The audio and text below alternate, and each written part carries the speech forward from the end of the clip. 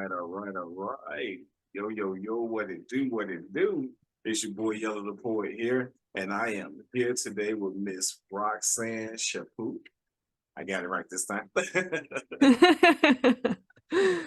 She is definitely one of our globally recognized luminaries. She's an inspirer, celestial guide, generational earth shaman, and many other hats that she actually wears. And it is a blessing to have you here today, Miss Roxanne. Welcome to YTP Entertainment. I am so honored and grateful to be here, Yellow, and just have this incredible conversation with you. So, thank you so much for having me today. Awesome, awesome. You're very welcome. So, to get us started, I am very, very curious as to what many hats you wear. So, please enlighten us with everything that you do. Absolutely. So, really being a conscious luminary is bringing that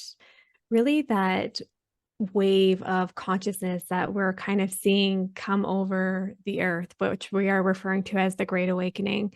So in the luminary and what I do and being a celestial guide is mentoring those to really step into their gifts, their abilities, and their magic and alchemizing all of their experiences through life with their internal medicines, with their magic that they have within them, and really just setting them on a path for success so that they can really step in to this embodiment that they are seeking. And what comes with that, and being a celestial healer and generational earth shaman, is that when we are working with a beautiful being, we have to understand that we are multi-dimensional. We have our soul essence, we have our energetic essence, we have our intellectual essence, we have our emotional essence, and we have our physical essence. So the importance of this work is really to be able to go to all of these beautiful, intricate layers and be able to affect change and to be able to heal them at the cellular level, what I like to call it, and really going to the root of the issue and not just the symptom of the issue. So that is the work that I'm really, passionate about, is just helping those to really awaken to the incredibleness that they have within them, to heal at the cellular level, and just to love themselves enlightenedly and to love others enlightenedly as well. That is so awesome. That is so awesome. I love this. I love definitely.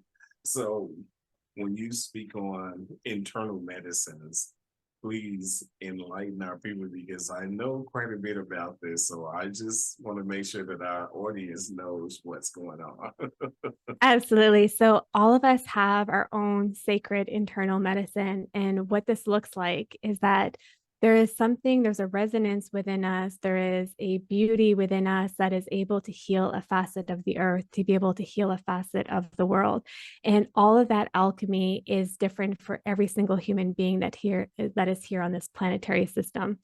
And the beautiful thing is that we were all gifted something unique so that we can literally join it together as like a co-collaboration so that we can really help each other in community and to be able to serve at a greater level of impacting the world with what we have to offer within us. And sometimes that can be that we really are incredible with agriculture, with the animal kingdom, or that we're really just good at serving other human beings. So that internal medicine is different for everyone. Some people do it in the way of their artistry. Their artistry heals others.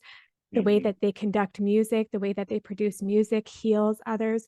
So everybody's medicine is different. It's about being able to extract what that is, to go to that knowingness of what it is, so that we can actually utilize it in the essence that it's intended to, because that is our sacred purpose. That was the gift that we were given in order to have this earthly experience in this human body. That is amazing. I like the way you put that. Definitely. Because I can't say I never, but I never put it in those terms as far as how I look at what I do as far as my poetry, relationship building, things of that nature. I never looked at it as an internal medicine. And that's a beautiful way to put that, definitely. It So is. And we, yeah, it is. And we all have this beautiful I want to call it like a seed that is just waiting to be developed and waiting to be nurtured and grow and, just fostered within us. So it's just really important that we dive into that and find that in our curiosity and what our passion is, like writing poetry, those words resonate with people. That story resonates with someone. Those words leaves imprints, right? Every word, everything that is written, said, unsaid, holds an energetic disposition. So it's powerful. Definitely, definitely. I love that. Definitely love that. So, I noticed that sometimes when you're talking, you kind of close your eyes. Does that mean that you're like receiving energies or Yeah. readings? Or I'm curious. Yeah, sometimes when I close my eyes, it's just like I'm just really listening to spirit, my spirit, and just seeing where I'm being guided. And sometimes it's a little bit more of channeled information that comes through. I kind of sense that, so that's what. Yeah, it's curious. That is awesome. That is awesome. So, do you majority of the time, like when you're doing a podcast, do you receive readings about the people that's actually interviewing you, or that you're actually interviewing? Always. Yeah, always. I'm very respectful of the energetic boundaries. I don't approach without permission, but yes, like that's part of my internal medicine is just being able to understand someone's gifts and being able to see what their sacred purpose is, their soul design is, and what they're intended to do for this life. And also by looking at someone, I have a very good understanding of what their soul's history is and what they've even embarked on in this lifetime and previous lifetimes just by being in connection and just being able to receive the frequency of the vibration of the energy that a person's emitting, even virtually. That is awesome. That is awesome. Well, I'm open. Free to share. I don't mind. It's fine by me. This Yeah, is I never ever I'll never go into someone else's energetic field without permission. So Well, you have my permission. Feel free. I'm ready. that's awesome. I'm ready. I'm always ready. Yes.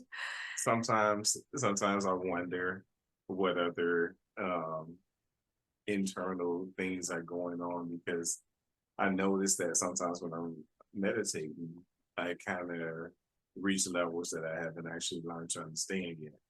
And it's it's fine. It's fine because I feel like the answers will come eventually. Just have to But be the fun patient.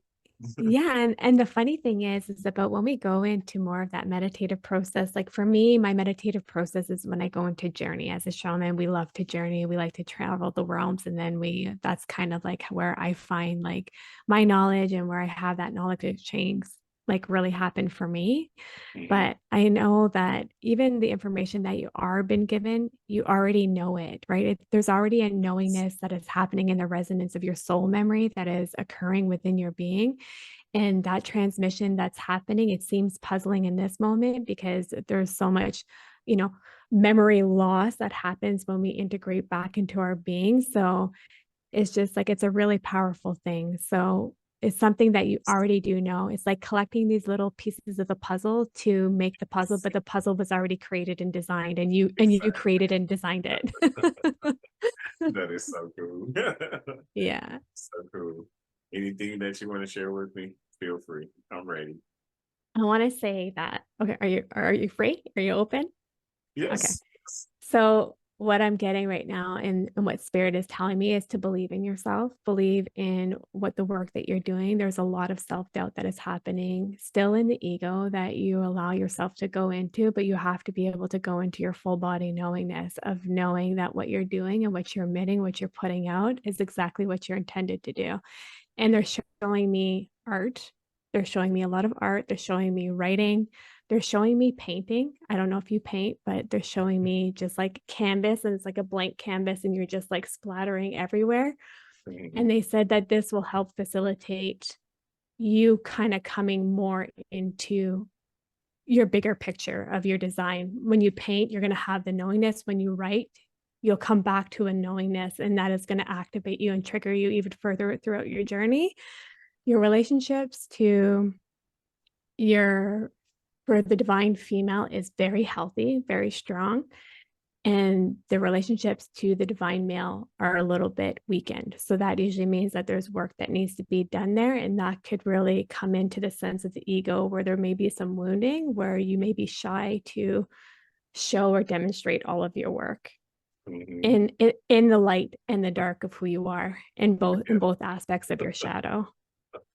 And that is so true because it's not so much of the shyness, it's more resistance due to past experiences, as well as um, wondering if people are going to be accepting of the information that I give to them. So, yeah, that's definitely. And And what I'm being told is that the acceptance of others is not what matters in this moment. The judgments of others is not what matters in this moment. What matters in this moment is how you feel when you're outputting, and to not go into the ego and worry about other people's perceptions or perspectives, but go into, again, that knowingness. If you feel drawn to do it, if you're seeing the visions, you're feeling the creations, you need to be able to have that outlet and not go into the shadow self of past words, past expressions, past actions that others have placed upon you. And you Mhm. have to be able to move from that, move from the ego and go into the knowingness. And your ego is beautiful. It does really beautiful things. It keeps us safe. It keeps us in this planetary system to survive, but it also can act as a detriment as we're going through our journey, because it's always trying to protect us, trying to protect our confidence or self-esteem. It's always in an element to protect us. So when we're in our creative senses and we're going into the right side of our brain, we're then being connected to our intuitiveness. We're being connected to our instinctualness. And when you go into that full body knowingness and you're creating art from this place of not Mhm. caring what other people will think, or even if it's something that you think you won't be accepted, you are the creator of your life. You are the visionary of your life. You've been given that vision in order for you to create it. Nobody else has been given that vision. And that's what you need to be reminded of. Definitely, definitely, I appreciate that a lot. That's like that epiphany, or the light that goes off in your head, like, okay, finally I received the message that I needed to receive in order to move forward. And everything that has happened on your path, those missaid words or whatever they were, the actions of you feeling like you had to hide a little bit of aspects of yourself, you have to remember that these weren't here to harm you. These were here to teach you. So extract the wisdom from them, extract the experience and the expertise that you've understood and that you've acknowledged from that challenge that has occurred. Does that make sense to you? It does. It makes a lot of sense to me. So pushing and persevering, not retracting and hiding. Hmm. Yes, indeed. It makes a lot of sense to me. Because I even thought about just leaving my job and just full fledged pursuing what I want to do as far as my podcast, as far as my artistry as a poet, relationship building, but the uncertainty of knowing if I'm going to be able to continue to provide for my family is that's the holdback. That's the definite holdback. So what I'm going to say is that even though we go into our knowingness, there's still a part of us that we don't make illogical decisions. We are making decisions that are serving us, that are serving our family dynamic, right? So knowing that this is a monetary world, we know that we need to have finances in order to have a roof over our head and to put food on the table for our children and put clothing on their back. But there's also a place that when you get to a place where you're able to still conduct your passion and still be able to provide for your family, there's a beautiful, beautiful flow exchange that happens when it tells you that it's time and you're Mhm. ready to do it. And we're all like so pressed to get there because nobody wants to work the 9 to 5 in a job that is unfulfilling, right? Everybody wants to be in their full passion, and it will come, right? It will come. And it's about coming into that knowingness, about surrendering to that, Mhm. surrendering. Right. That's a huge thing. And that's a very challenging thing for a lot of people to do, is to just surrender in your knowingness and know that the universe, the creator, always has your back, right? Yes. You probably witnessed throughout your life, like, oh, you're worried or stressed about something, and all of a sudden unexpected money just came out of nowhere that you weren't expecting, and all of a sudden you're True. able to, right? So That is true. it's about coming into that knowingness. The more that you come into that knowingness, the more that you release the expectation to outcome, right? Mhm. And you're doing your passion, you're going to know when it's that integrative point in order to shift right into that full aspect of what your intent, into your artistry, right? Yes. And you wouldn't be given a gift if you weren't able to actually provide that gift. That's So true. you will be provided for, but you also have to make sure that you're not going, because if you're going into a place where, you want to go into your creative senses, but then you're worrying about this, and this, and this, and that, Mhm. what ends up happening is you're going to create resistance. You're not going to go into that knowingness. So if you can, harmonize the two until you're able to actually just shift into one, Mhm. then that's just a lot of us. That's what we have to do, right? Because we were conditioned to think that we went to school, we had to work this 9 to 5 that was unfulfilling. And then we're realizing, holy shit, like I have to do this for the rest of my life here. And this isn't actually staying true to what I desire for what I wish for my life.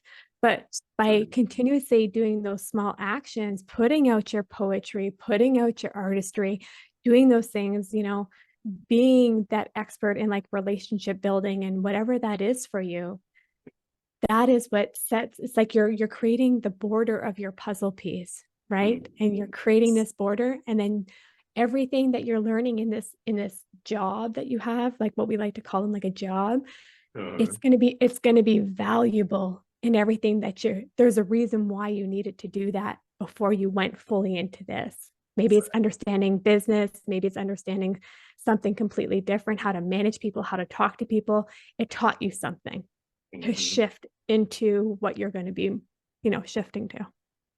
That is so interesting because at my current job, most of the people rely on me as far as giving them guidance and information. Instead of relying on the general manager, they rely on me. They rely on me when they're venting, when they need to understand what's going on with them personally, they rely on. So that is so on point, like no other. That is so on point. Then in my past, when I was with my ex-wife, her grandmother, she always said, "Don't worry about it. Something will come up." And that's the way that she put it. Don't worry about it. Something will come up. And it's so crazy because just as she said that, whenever there was a situation, something came up, and it put us in a better place than what we were. Yeah, and you know what? It's so true, because it's so true, and I've witnessed this in my own journey. I've witnessed this with my, like, I hate calling them clients because they're my soul, like they're my soul tribe, they're my soul friends. They're like, I love them. They're not clients to me, but I see these transitions happen when we go into this full knowingness where we're not creating resistance within the change dynamic that is happening in our life. It's very easy to go into the ego and go into this fear state and go into scarcity, lack, and we're worried and we're going into this constant state of worry, but it doesn't serve us. And a lot of the time, that psychological fear never actually translates into anything, into any type of reality that we are actually in that moment. Like, we can have a million outcomes that can happen in our intellectual body, and Mhm. none of them are actually going to happen. So it's like the amount of time and energy that we've spent creating all these thought forms with energy behind it and putting it and emitting that into the universe, instead of emitting exactly what we do want and what we're choosing for our life, Yes. it just changes the dynamic so much. And I love the song, and I've listened to it since I was a little girl. And it's like, don't worry, be happy. And there's a reason why that song has so much resonance, and why it just speaks the truth. The more that you worry, the more problems you get, right? The more stresses you have. But if you So look at life, yeah, and if you look at life and you're looking at life, if you're like, I don't have problems. I don't have problems in my life. I have choices that I need to make in my life, but I don't have problems, right? exactly. So when we go into that full surrender knowingness, and your ex's, grandmother was onto something, because it's just about trusting we can go into this state of fear, and it doesn't serve us in any capacity. It's just pushing the very thing that we want further away as we're Mhm. doing it, because we're just creating resistance. So it takes that much longer for it to actually get to us, as opposed to just being open and allowing us to receive it and be in a state of reciprocity. That is so true. OMG, that is amazing. Definitely going to continue my journey of poetry, podcasting, helping people build relationships. A lot of times when I say build relationships, people often think of couples, but it's not about couples, because there are far more relationships than just relationships as a couple. You know, father, daughter, father, son, mother, daughter, father, mother, grandparents, whoever it may be. Sometimes there's a barrier between the two people. And when you break that barrier, now you solidify a communication that would allow you to build a relationship stronger than you ever thought to build it before. Absolutely. And you need to lean into that, right? That's a beautiful thing. And with that relationship building comes a lot of forgiveness, right? We have to be able to forgive others for what we feel that they've done to us. And we have to be able to forgive ourselves, to be able to surrender and to release ourselves, to actually see that person in the divination that they are. They also came here to this planetary system and had soul contracts to fulfill, and that they needed to learn some karmic lessons that they had for their Mhm, past, so that they can have that for their soul's evolution and growth. Right. mhm, So when we understand that, is that we understand that we are all made of love and light. We are all equal. We are all perfect. And nobody would want to be judged for one mistake that they've done for their life, for not having the tools and for mhm. not having the teachings to make a different choice, to have a different outcome. And that's what it comes down to. And it doesn't make, hurting one another acceptable or anything of that nature, but it allows us to see something in a different light and a different perspective, that we don't need to hold on to something that isn't serving us. The That's only true. thing that it's doing, it's poisoning us, right? That's like drinking poison and expecting somebody else to die from it. So Exactly. Almost the definition of insanity, right? yeah, exactly. Doing the same thing over and over and over again, looking for a different outcome. That is pretty cool. I love it. I love it. That is pretty cool. That is awesome, because a lot of the things that you're telling me now, excuse me, are some of the things that I actually talk to some of the other people about. Tapping into different energies, tapping into your knowing, your all knowing, your understanding, and not allowing anybody to interfere with that. So it's Exactly. amazing that I'm being told the same thing that I tell other people. Exactly. And the most beautiful thing is that we are all made of energy. We are all a soul. We are all interconnected as a greater soul. It's like what Yes. was like the oversoul of like what we like to call it. But we are all literally connected. And it doesn't matter what religious beliefs you have, but this is about connection to your own spirituality, your own knowingness. And we are made of soul essence. It's scientific, and it's in the religious scriptures, that we are made of energy and energy never dies. So That's that means, right, that our energy has lived, potentiality there is that it's lived millions to billions of years. true. Yeah, time trillions. It you just know, depends on how long that energy, that's, that source of energy where you were created from, how long it's been out here. It's been a long time. yeah, Definitely. That is so absolutely. beautiful. I love this. I love it. I love it. That is so beautiful. So, as a shaman, how approximately how many realms do you actually tap into? Oh, lots.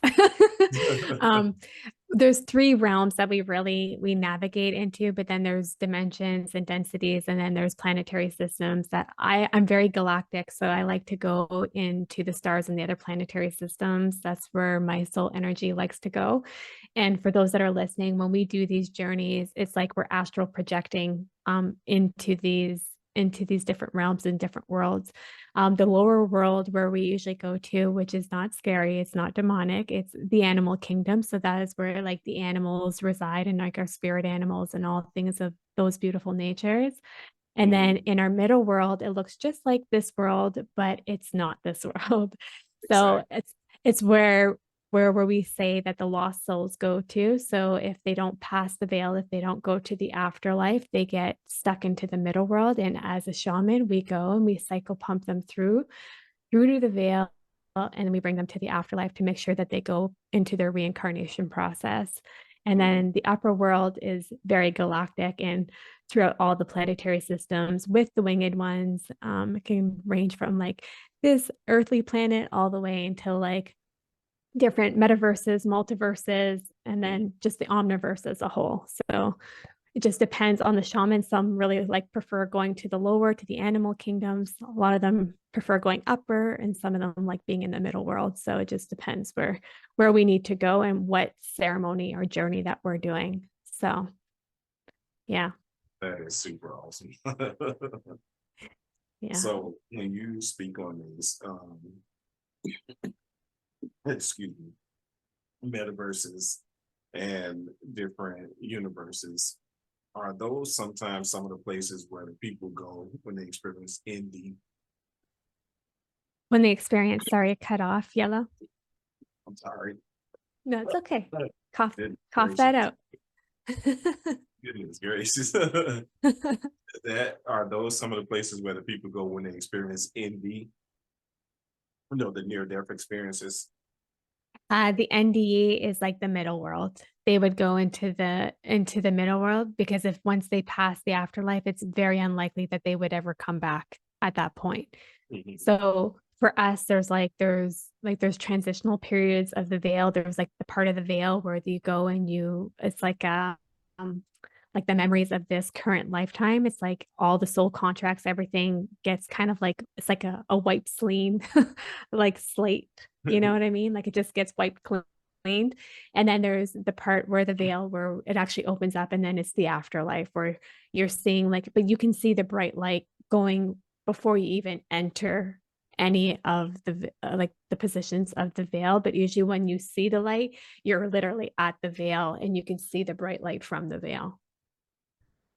So depending on where they are and what kind of near death experience that they had. So if they fully died and then came back or were close to death, usually close to death, they won't go into the middle world. It just depends on the experience that they're having. But if they've actually passed away and then they've been revived, there's a good chance that they almost made it all the way to the afterlife, but then we're called back to their body. Oh, okay, because for me, what I experienced, I can never forget this. It's crazy. April the 1st, 2001, I was rear-ended in Georgia, um, getting onto the highway to go to work because I was working at the airport. And I noticed that I blacked out after being rear-ended. And during the process of being blacked out, I didn't see anything except for darkness and hearing this voice. And then I was able to see a light. So the voice kept saying, turn right, turn to the right, turn to the right, turn to the right. So I realized my body was actually doing what the voice was telling me to do. And it's so crazy because I remember this as if it just happened a few seconds ago. And I'm just Wow. turn to the right, turn to the right. And when I turned to the right, I got out of the way of being struck again by an 18 wheeler this time. Wow. Yeah. And the light said pretty much like, phew. And after that, I didn't hear anything else. I actually was able to see everything outside after that. So That that could was have been, yeah. So sometimes what can also happen, oh, this is like giving me goosebumps and I get so juicy when we get into these conversations. But sometimes what can happen is that if you were still cognizant within your body and you didn't actually leave your body, that could have been your highest self or your spirit guide or an angel, like a guide just telling you, like almost giving you like that guidance from that point of view. But if you felt like you left your body, there's also what we call as when we get into traumatic experiences, sometimes we can have soul loss. And sometimes we can have soul exchanges happen. So sometimes we can have like a soul walk-in that happens, which doesn't sound what has happened in that moment, but soul loss, what would happen is that a part of your soul, it like almost goes into that state of like, even though your physical being is okay, it goes into almost like this systematic shock where it tries to leave the body, but then it comes back and gets grounded into the body. But if you saw the bright light, that means that your soul essence was navigating beyond what your conscious mind was at, right? There's something happening within the higher dimensions that was occurring. And for you to have that guidance and it wasn't your own voice, that usually can represent your highest self or can be one of your guides. It can be a spirit guide, it can be an angel, it can be anything of that nature that was guiding you from that point forward. But that's powerful. And I was far more into my meditation then than I am now. And I mean, I was meditating literally sometimes two, maybe three times per day at that time. Yeah, and the more open that you become, even like if you don't like actually have like that impact of experience that, that triggers that, if you can stay in a place of and open up, like open by opening up your crown and your third eye, as you know, through the meditative process, you can start getting more guidance coming in because I'm really curious now to wonder if that was one of your spirit guides that was trying to give you that guidance because obviously they're looking to connect to share information with you, right? So if you're going in your meditative processes and you're not getting that communication piece I'm happening, not now. I used to. yeah, I get that now. yeah, you should probably get back to that because that's gonna not you should, you definitely should. Um, get back to that because what is that also is gonna do is that it's also gonna be able to help facilitate your growth in what you're trying to develop within yourself, in your creation within yourself, what you're trying to flourish so that Mhm. you can expand in everything that you're passionate about, right? So even though that experience happened, there's so much more that needs to be said and to be translated that you should really look back at connecting with that again. This is such a confirmation because my wife just said the same thing yesterday. She It's just said the same true. thing yesterday. It's like you really need to get back into your meditation. And I'm like, yes, I do. And I know that I do. I know I need to. So now what I started doing is taking the same advice that I would give to other people that were meditating and needed to get back into their meditation as well. Take 5 minutes, take 3 minutes, go into the meditation until I can actually get into a place where I have more time to actually get into it. So at least I stay connected. And then I also continue to keep myself grounded. Yeah, like even if it's just like when you first wake up in the morning and you're just laying in bed and you're just grateful for the life that you have and thankful for everything that is around you. Just going in and getting connected with your breath, going into a little bit of that breath work and just keeping you there for a minute, then expanding that the next morning for 2 minutes, Mhm. like into whatever meditation has to be however it is intended for you to actually be able to step into it. Mhm. You know what I mean? Like, so some people, if we said go sit there and meditate for 10 minutes, they're like, yeah, I would never do that. Like, I don't have time to do that. They would negate on that. They wouldn't be able to find the time to do that. But it has to be in a way that speaks resonance with you. Like if 1 minute is right before bed, you go into your breathing, which helps you sleep tremendously anyway, you know, and when you wake up in the morning, it just allows you to kind of get that re-energize, that stabilization to really come into your day. Like that's super powerful, even if you could just do it for 2 minutes every day. Yes, So, yes. or some people, the way that they can transmute their thoughts or their energy, and that they're really just able to stay connected in the sense of like divine intelligence and in that infinite love connection is really even just like singing, dancing, like meditative states doesn't have to be the same for everyone. It just depends on what speaks to you and how you're able to actually release the energy, because that's what it's all about, right? It's be able to release the worries, release the stress, release Mhm. the energy that's tied to it. For me, Yes. it's like I love dance, I love drumming, I love breath work, like I love active things because my mind, as much as I love to stay still and journey, I still love to be connected all the time. And I'm always like, tell me more, tell me more, tell me Yes. more, Yes, you indeed. know? And And I it's like always the, look for yeah. more. And like the meditative state is like just to be able to be in our body, right? And to be grounded within our body, but knowing that we still have this incredible soul essence that is within us, that is always looking just to connect and to expand. So I think it's just different for everyone and how they can see that happening in their life. So you have to do what works for you. Yes, yes, indeed. So I'm curious, what frequencies work best for you? High frequency. um, I tend to really go more to the upper dimensions and densities. I tend to like to be in very high frequencies. I like going into like the 15Ds. I like to go a little bit above that. That's where the densities and frequencies that I like to be in. I like to be always hovering, and like no, we're not always going to be there because we're human beings and we have emotions, and that can obviously affect our vibration and our frequency and what we emit. But I like to always sit like above chaos.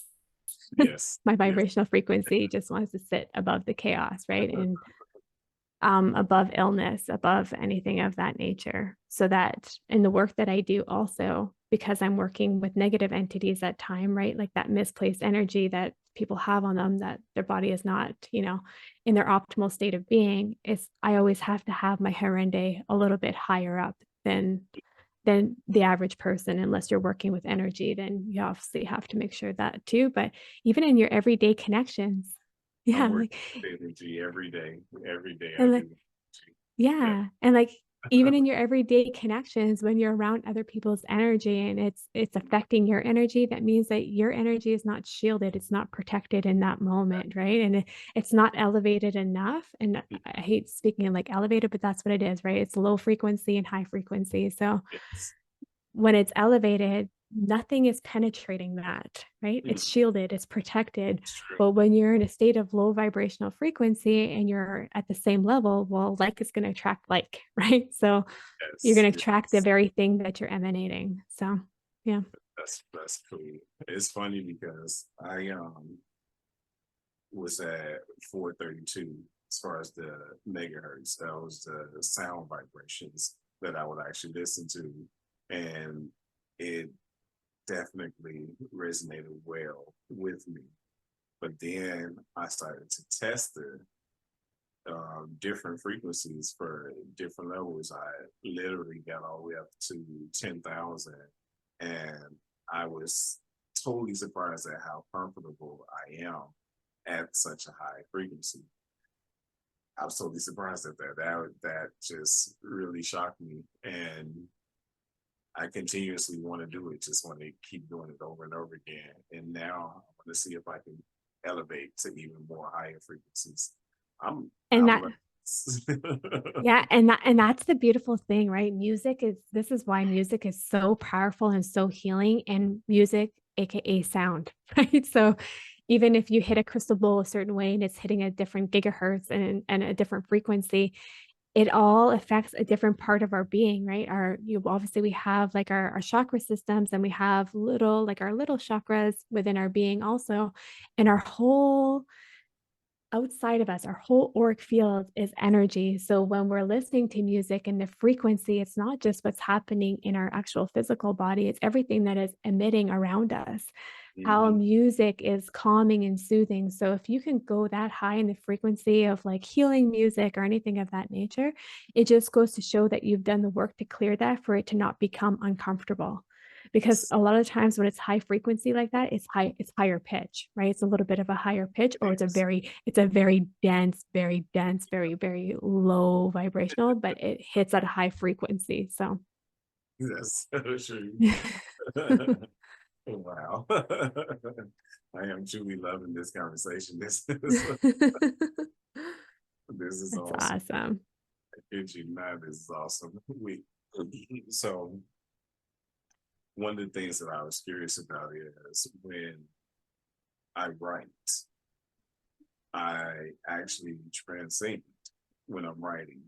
And the majority of the time when I'm writing, I'm transcending into whatever I'm writing about.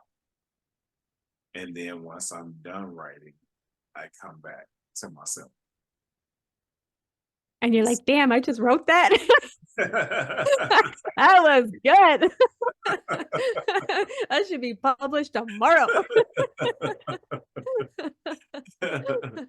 Because a lot of people ask me, what do you be thinking about when you're writing? And most of the time I just say, I really don't know exactly what I'm thinking when I'm writing, but I do put myself in the shoes of whatever I am trying to get people to understand about what I wrote, if that So makes you're any sense. so you're channeling a lot from your hyperconscious and you're channeling from divine creation of intelligence.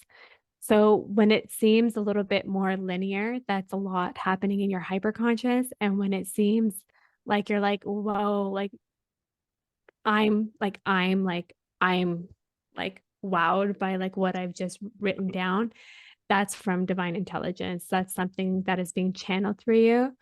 And we're never really cognizant when it happens. Like for me, I feel it now. Like I feel the tinkling coming through, and I'll just close my eyes and I just let it kind of sit. But Mhm. if you don't know what to expect and you don't sit with that long enough, and some people it just comes, it just they're like, oh, I just thought of this, and like, oh, all of a sudden I'm like, yeah, that was channeled.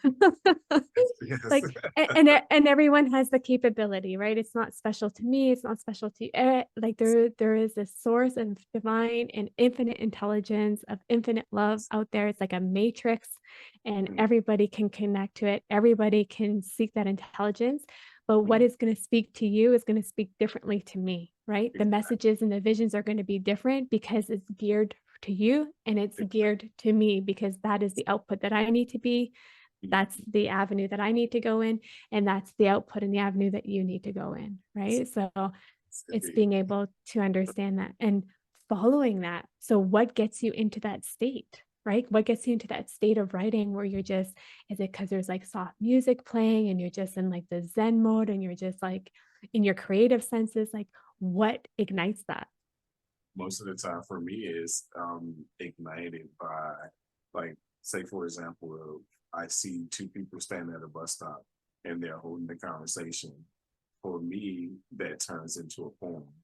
So when I get a chance, most of the time, that's why I keep a notepad in my car. So for me, most of the time I'll stop. Sometimes I pull over, and it's like almost immediately when I start writing, I transcend, and there is music, but it's not playing on the radio.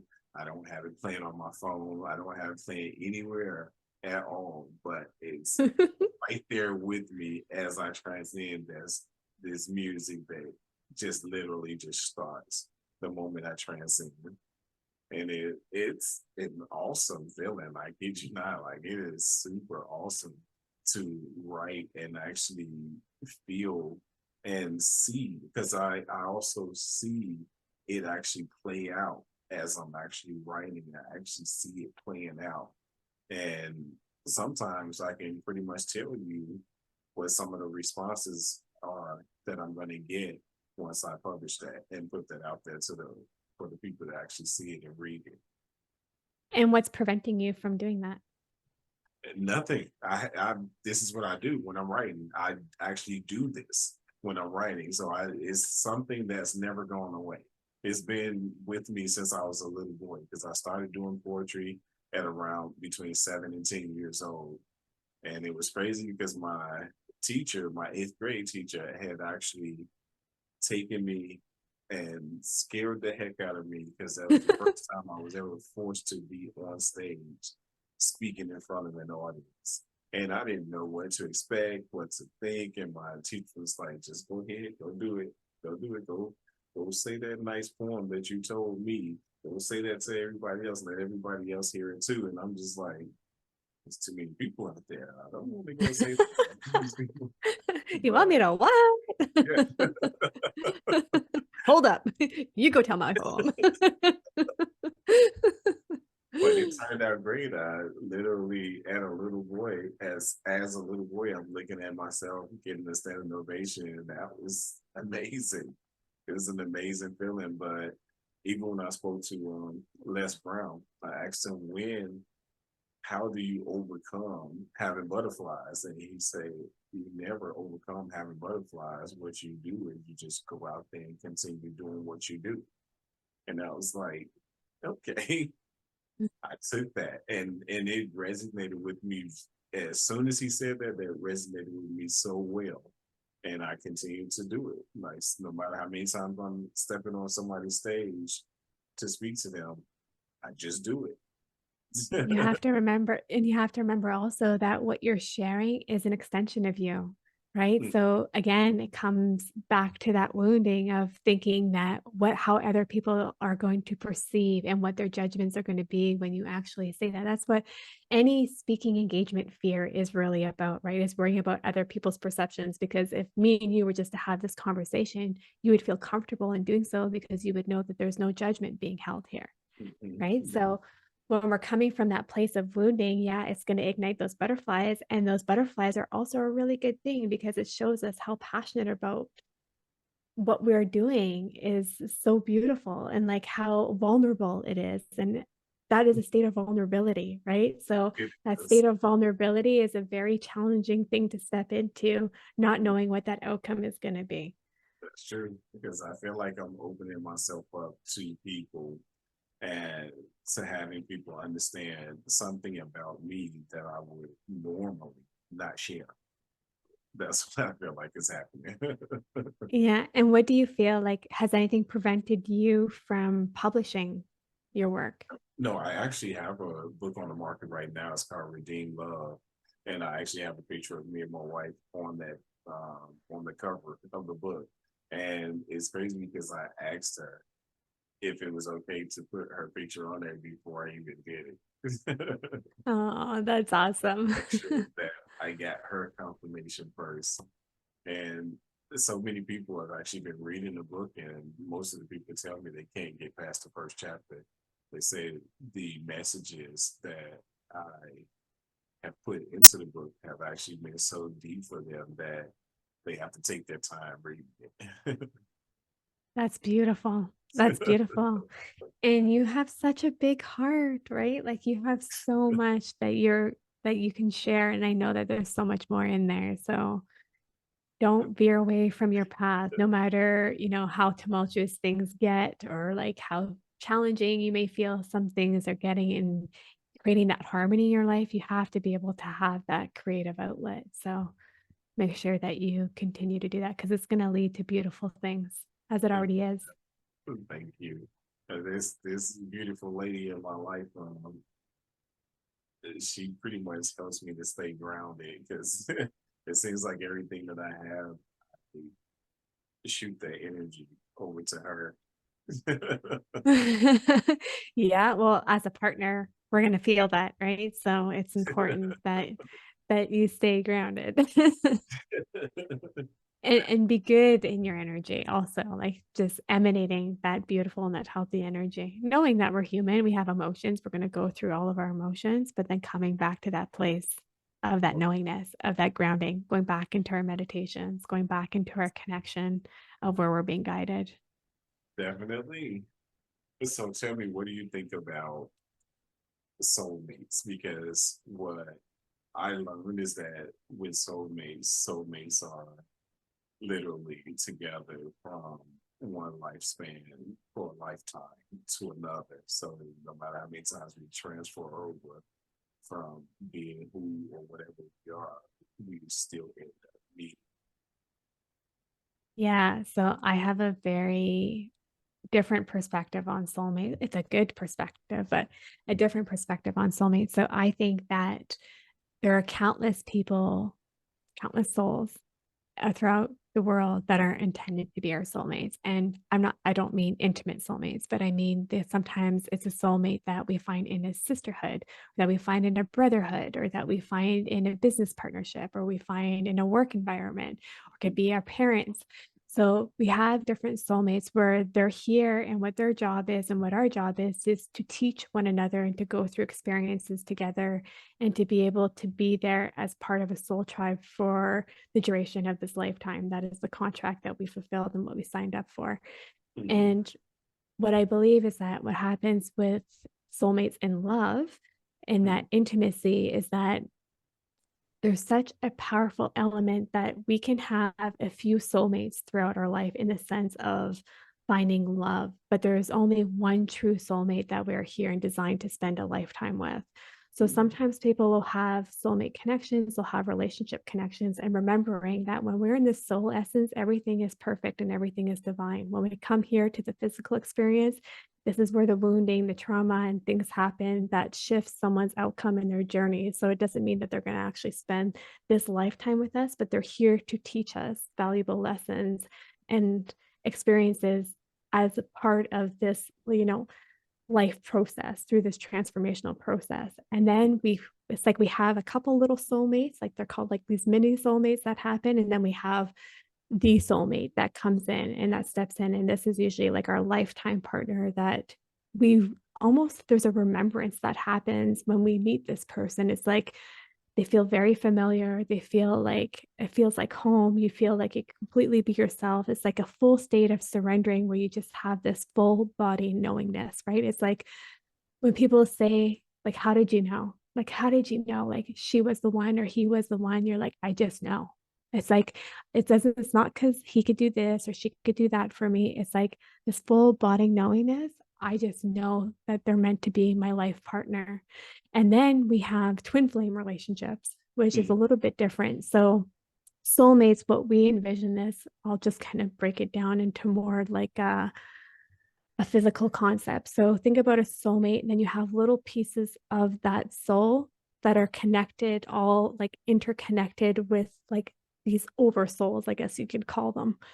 So there's like connections happening. But what a twin flame relationship is and connection is it's one soul that when it descends to earth, it gets separated into two. Okay. So that soul essence gets separated into two.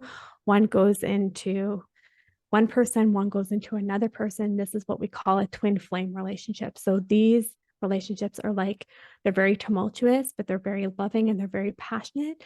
But there's only one, like that is like when they reconnect, it's like they literally have the other part of them come into them. Like it's like a fulfillment that happens. It's like this wholesome feeling that happens. So not everybody has a twin flame, not everybody's soul, separated when it descended to earth, but sometimes people do. And it's like this magnetic love. It's like no matter where you go, it's like a boomerang. Like it's just like they're always going back and forth, like chasing, running, and then eventually they surrender together.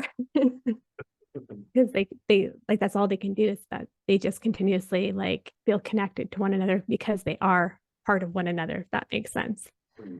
So the soulmate is more of like that. They weren't separated, but they had previous love in another lifetime. And sometimes when you do like past life regressions and you go into the Akashic records, you can see where the souls were combined together and where they were like where they had those attachments. It's really beautiful to witness. Yeah, yeah, because I we felt like we knew one another before this lifetime. We do feel like that. And And it's sometimes like you'll have visions of like what that previous lifetime is. And what I want to say to most listeners, we a lot of times we just like we discredit that or we discard that. But I'll tell you something, that is the reality. That is an actual soul memory coming back. And it may not be an exact physical way that you envisioned it, but the feeling of what it was, of the lifetime, of the timeline is yeah. accurate. Is accurate. Because I literally, and we never talked about this part, but I literally envision currently 3 lifetimes before this that I've seen different things in in my life. Yeah. That is And so And it's again, it's that knowingness, but it's the ego that wants to discredit it, right? Because it's trying to keep us safe. And it's like, oh, like that's connection to the unseen world, right? It's imagination and being able to fully accept the visions that you're being given, the feelings that you're being gifted. There's a reason why it's coming to you. It's not out of coincidence or synchronicity. It's by design, right? There's a reason why you feel that familiarization. There's a reason why with the past partner that you may have loved them tremendously, but something didn't feel quite right. yeah. Something didn't feel like that person was for this lifetime. Like there's something that's still you didn't have that knowingness. It was almost like, okay, like this is a good situation. I'm going to enter in it, but then there wasn't that full body knowingness happening.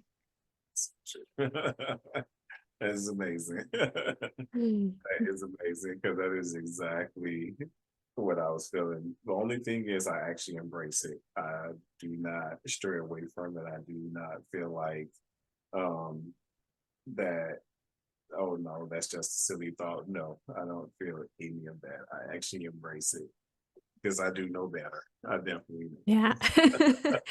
And like, and that other relationship was also beautiful. And even though it may have been tumultuous in this lifetime, it was still beautiful because the experiences and the blessings and, really the wisdom that it allows you to bring into the relationship that is designed to be for this lifetime is just super powerful. And I mean, everybody else's perspective is on this is a little bit different, but this is just my belief system and what I've seen in like in the constellations and the star lines and going and doing like past life regressions, memories, all those things. So yeah. I am with this 100%, 100%. Actually, more than 100% because I don't think that's We're gonna go to infinity. definitely, definitely. Or even like one of the extraterrestrials stated, he said um its existence because everything that's in existence is infinite. Energy is infinite. Everything that we could possibly think of, if it's in existence, it's infinite. Yeah, exactly. And shamanism, what we believe in. And again, shamanism is not religion. It's just about connection to our own spirit and everything in the quantum field, holographic field that surrounds us. And what we really believe in this concept is that everything has energy, everything has soul essence. Even the structures that we live in have soul. They were created from Mother Earth. Everything that was created on this earthly plane came from Mother Earth or couldn't have been created. Doesn't matter if it's happening in the 3D now and it's 3D printers, it still had to come from Mother Earth at some point, therefore carries soul essence, carries energy.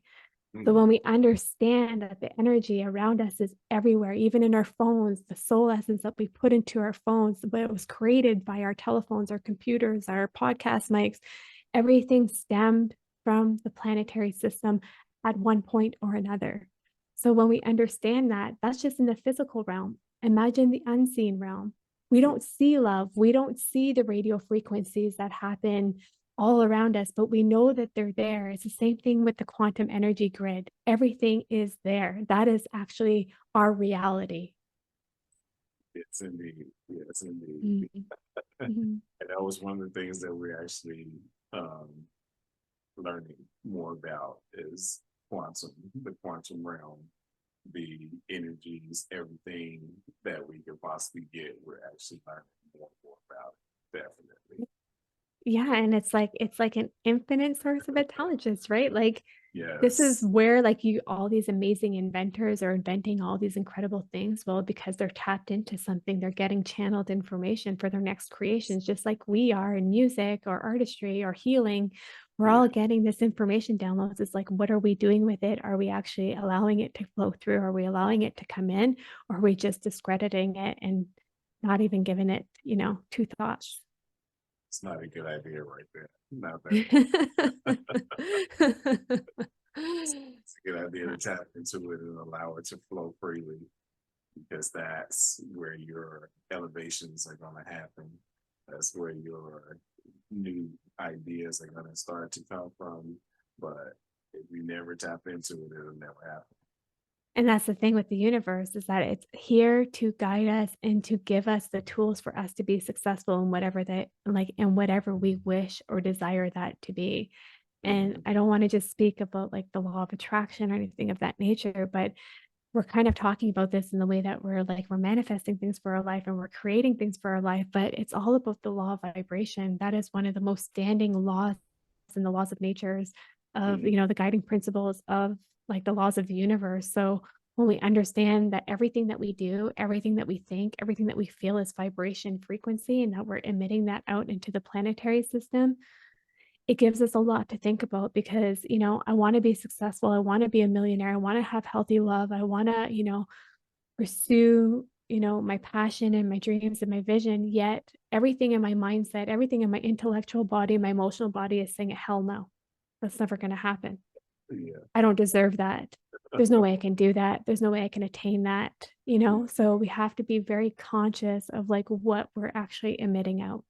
Yeah. And it's not just the law of vibration, but there's like law of action, law of correspondence, all those laws of the universe that help us and facilitate that growth and evolution. Oh my goodness. I think I can go on and on with you forever. That's awesome. So tell me, what are some of the main points in this realm of life that you expect for people to get from you?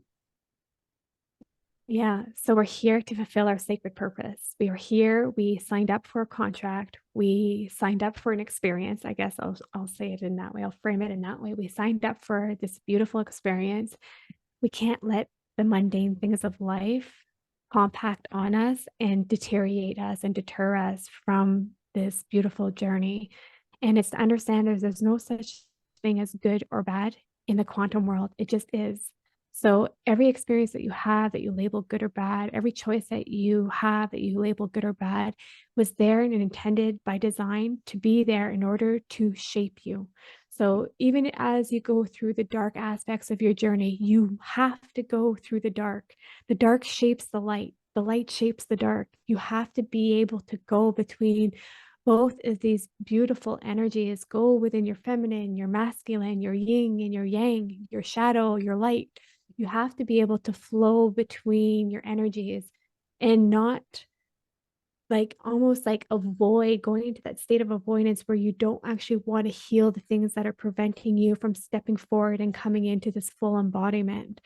So, what can you do that can serve humanity? And serving humanity doesn't mean that you have to serve another human being, but maybe you're serving animals, maybe you're serving agriculture, maybe you're doing something that you feel that you're super passionate about and that is helping the world and Mhm. helping the community because we're all in this together. We're all interconnected. We're all here to help one another grow and evolve and to Yes. just have this beautiful experience, understanding that there's always going to be that duality. And that duality is a necessity as we go through life. We need to go through these trials and tribulations to learn and to choose what we don't want for our life and what we do want for our life, right? That's the point of these experiences. And then until you learn that lesson, it's going to continuously be a pattern and a cycling system that's going to happen until you have told divine creation that you have learned that lesson so that now you are ready to release that karmic contract.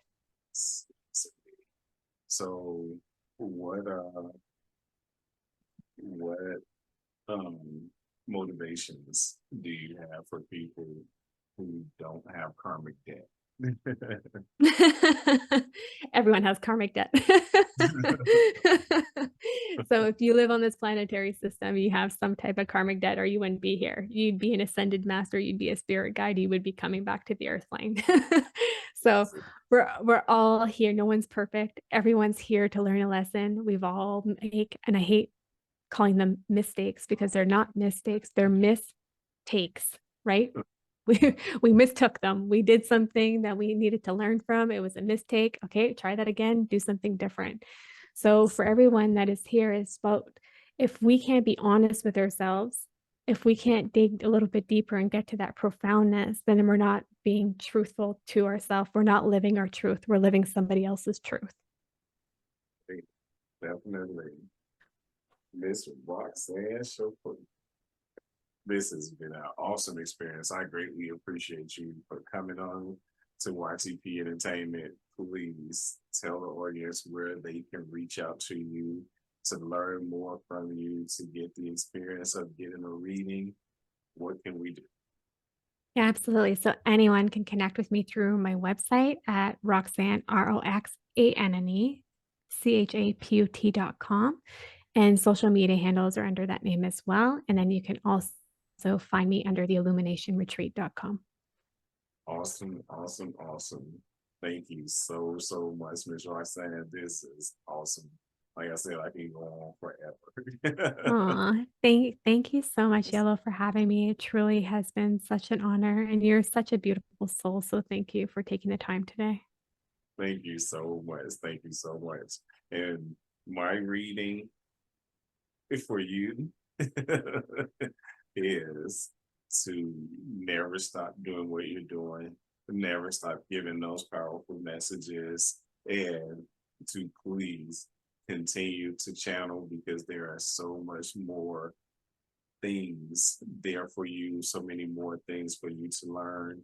And you will definitely get there because you are a fighter, and willingness and the openness to actually continue to grow is there for you. And they Thank are, you. It's beautiful. no doubt. It's beautiful. I know that I'm designed to be an architect in this new world, so Yes, I know indeed. I still have much work to do. Much learnings and teachings and wisdom to learn. But I'm like, "Give it to me all." They're like, "You can't handle it." I'm like, Give it to me. Give it to me straight." Exactly. Two straight. That's the best way to have it. So thank you so much, Miss Roxanne. You have been an awesome guest, and you are definitely more than welcome to come back to YTP Entertainment. This is a blessing. Thank you so, so much. I really hope that all of you all out here who watch this podcast, please reach out to Miss Roxanne and learn as much as you possibly can from her and through your research. Thank you so much, Miss Roxanne. Peace and blessings to you. Ah, we are out of Miigwech. here. Miigwech.